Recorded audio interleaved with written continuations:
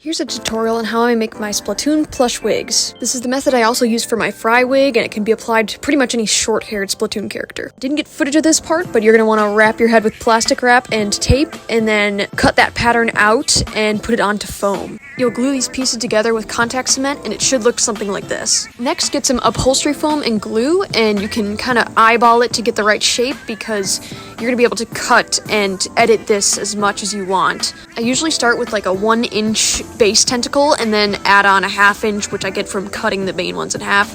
When you hot glue enough material on there, you can start smoothing it out just with the regular scissors, which is what I'm doing right here. It's tedious, but it's worth it, because take a look at this. The left and the right are before and after cutting it away. It doesn't need to be absolutely perfect, because the fabric will kind of mask this later. It helps to use an amiibo as a reference if you have one.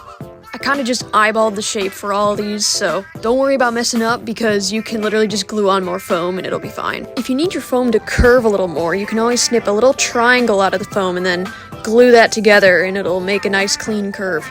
Try it on to make sure it looks good, and then time for patterning. Just like the base of the wig, you're going to wrap it in plastic wrap, then wrap that in tape. Then you'll make markings for where you want each individual piece of fabric to be. This includes where you want the white part to be.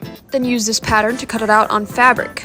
The next part I didn't get much footage of, but basically you sew it inside out and then turn it right side in like a plushie. I recommend you looking up a plushie tutorial for this part. I left the top parts open because it's basically impossible to get each tentacle on if they're all sewn together already. Instead, I pin seams into place and then ladder stitch them closed. I'm using a curved needle here. You can use a regular one too, I just find it easier. But for ladder stitch, you basically put it into one side, pull it through, and then put it into the other side, pull it through, keep going like that, and it'll basically be an invisible stitch.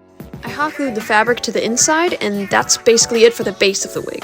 The suction cups are comprised of little strips of fleece that I folded and then ran through a sewing machine like so. Then I just pinned them on and ladder stitched them to the base. For the color, I used an airbrush, but you can also use acrylic as well. I used masking tape to create the little circles on the wig. And there you have it. Hope you enjoyed!